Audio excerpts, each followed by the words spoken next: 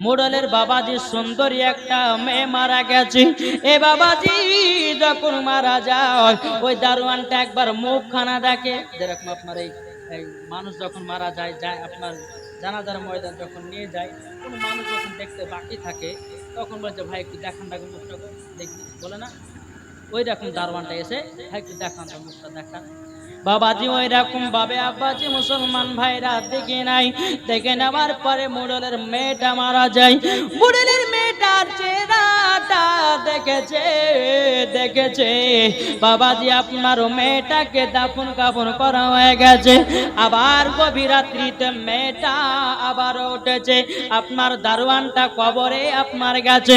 ওই কবরে যাওয়ার পরে মেয়েটার কবর থেকে বাবাজি ওই মোড়লের মেয়েটাকে তুলেছে। তোলার পরে আবারও মেয়েটার সঙ্গে খারাপ কাজে লিপ্ত হয়েছে। আবারও আপনার মোড়লের মেয়েটাকে দাফন করে দিয়েছে। এরকম ভাবে আবাজি প্রত্যেক দিন যখনই মারা যায় তখনই বাবা এ দারোয়ান খারাপ ব্যবহার করে। এ বাবাজি আল্লাহ তাআলা কি করলেন? আল্লাহ তাআলা ওই বান্দাকে স্বপ্নতে দেখালো, বলে ওরে বান্দা তুই এরকম লাশের সঙ্গে দুর্ব্যবহার করিস না, লাশের সঙ্গে এরকম মিলনিত করিস না।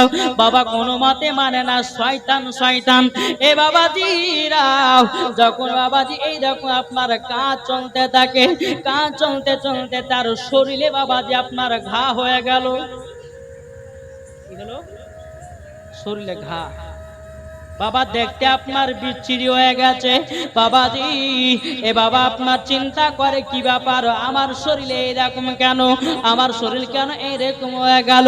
বাবাজি ওই মানুষটা দারওয়ানটাও আল্লাহর কাছে দোয়া করতে চাই, বলো গো রব্বুল আলামিন আপনি আমাকে ক্ষমা করে দিন, আমি আর জীবনে এরকম পাপের কাজে লিপ্ত হব না। ও গো আল্লাহ ক্ষমা করে দিন, ক্ষমা করে দিন। বাবাজি মুসলমান ভাইয়েরাও এই সোনামানিকেরা, ও গো আমার মা খালা শুনে যান, মারাতের বেলায় যখনই বাবা আল্লাহ তাআলার কাছে গুনাহগার ব্যক্তিটা আল্লাহর কাছে ক্ষমা চাইয়েছে, আল্লাহ তাআলা ওই দারওয়ানটাকে মাফ করে দিয়েছে। এ বাবাজি মুসলমান ভাইয়েরাও যখনই মাফ করে দিব, আবার কিছুদিন পরে আবার একটা ইয়ং মেয়ে মারা গেছে। বাবাজি লোভ সামলাতে পারে না। আবার বাবাজি সে রাত্রিতে গভীর রাত্রিতে উঠেছে। ওঠার পরে বাবাজি মুসলমান ভাইরা আবার ওই মেয়েটার সঙ্গে খারাপ কাজে লিপ্ত হয়েছে।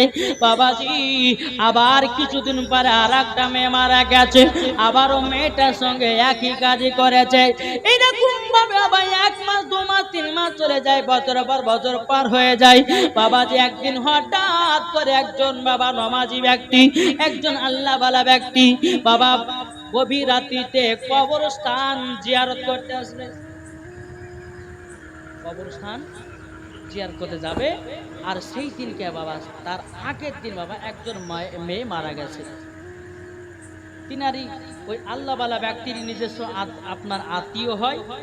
বাবাজি সে রাত্রে বেলাতে উঠে কবরস্থান জিয়ারত করতে যাবে, কি এই দারওয়ান বাবাজি ওই মেয়েটাকে তুলে বাবাজি সে খারাপ কাজে লিপ্ত হয়ে আছে।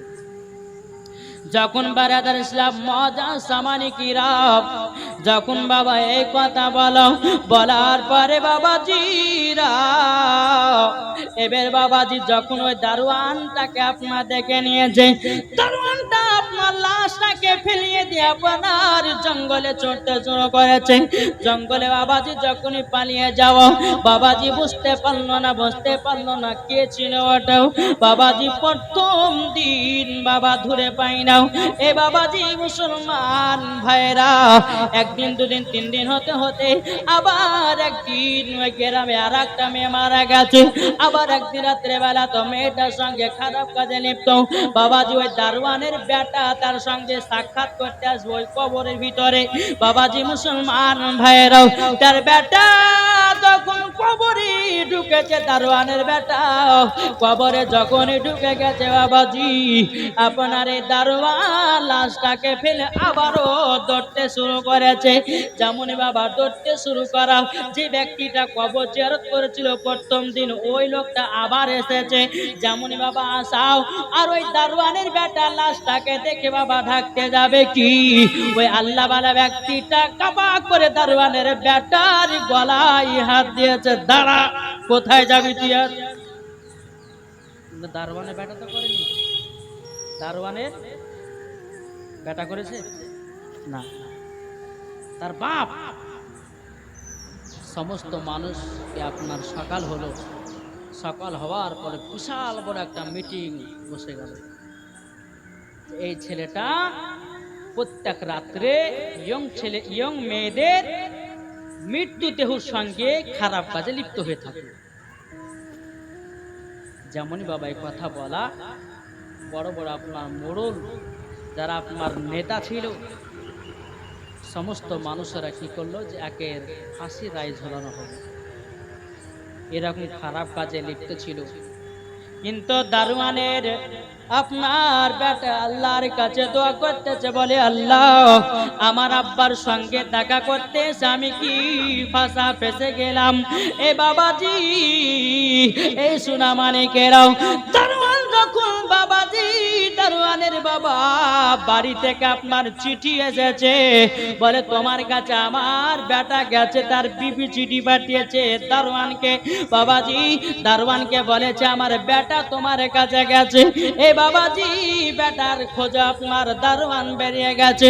বাবাজি, বাবাজি মুসলমান ভাইয়েরা গো, যখন আপনার খোঁজা বাড়িয়ে যাওয়ার পরে একটি বাবা যেতে যেতে যেতে বাবা মোড়লের কাছে আপনার পৌঁছে গেছে।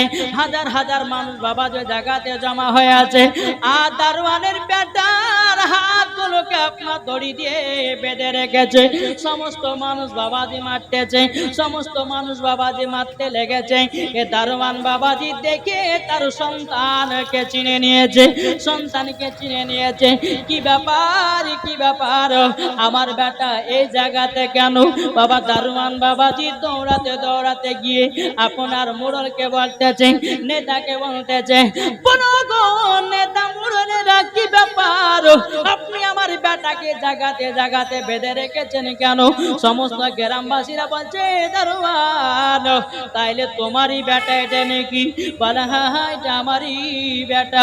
এ বাবাজি মুসলমান ভাইরা, যখন বাবাজি বেটার ফাঁসির খবর শুনেছে, আর বাপ সহ্য করতে পারে না, বাপ চিন্তা লেগেছে, বাপ চিন্তায় চিন্তিত হয়ে গেছে। আমি করলাম গুনার কাজ, আর আমার বেটাই গেল ফাঁসি। না না না, এ কখনো হতে পারে না। দারোয়ানটা বানতে যাবো, গ্রামবাসীরা এটা আমার বেটা করে না, আমি এই কাজটা করেছি। দারোয়ান বলছে আমার এই বেটা করেনি, কাজটা আমি করেছি। বাবাজি মুসলমান ভাইয়েরাও, এই সোনা মানিকেরা, যেমনই বাবা এই কথা বলা, বাবা গ্রামের মানুষেরা আপনার বিশ্বাস করে নাও, গ্রামের মানুষেরা বিশ্বাস করলো নাও। এই বাবাজি মুসলমান ভাইয়েরা, যেই প্রথমকার রাত্রিতে বাবা যে ব্যক্তিটা কবর জিয়ারত করতে গেছিল, বাবাজি ওই দারোয়ান বলতেছে গো ভাইরাও, ওটা আমি ছিলাম। প্রথম একজন ব্যক্তি কবর জিয়ারত করতে গেছিল, আমি পালিয়ে গেছিলাম, লাশটাকে রেখে দিয়া আমি ছিলাম। দ্বিতীয় রাত্রিতে যে লাশটার সঙ্গে আমি খারাপ ব্যবহার করেছিলাম, ওই ব্যক্তিটা আমি ছিলাম, আমার বেটা ছিল না। আমার বেটা দেখা করার জন্য ওই গভীর রাত্রিটা আমার কাছে গেছিল, কিন্তু আমি লোকটা ভেবে আমি লাশটাকে ফেলে দিয়ে পালিয়ে গেছিলাম, আর আমি পালিয়ে গেলে আমার বেটা ফেসে গেল। ও গো মুরালের, আমার বেটা কাজ করে না লাস্ট পজিশনে বাবাজি ওই ব্যক্তিটাকে দারোয়ানটাকে ফাঁসি রায় বাবা ঝুলানো হলো। এবং বাবা তার আব্বা তার ছেলে বলতেছে, ও গো মুরালেরাও, আমার আব্বাকে ফাঁসি দিও না, আমার আব্বাকে ফাঁসি দিয়েন না। সমস্ত গ্রামবাসীরা বলতেছে, দারোয়ানের বেটা দারোয়ান, বাপের জন্য তুমি ময়া দেখাতেছ, তুমি একবারও কি ভাবো না কতজন মেয়ে আপনার মুর্দা মেয়েদের সঙ্গে কত রকম জিনা করে।